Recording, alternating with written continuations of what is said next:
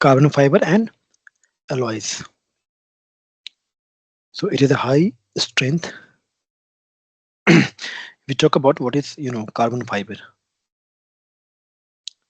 It is a high strength, lightweight,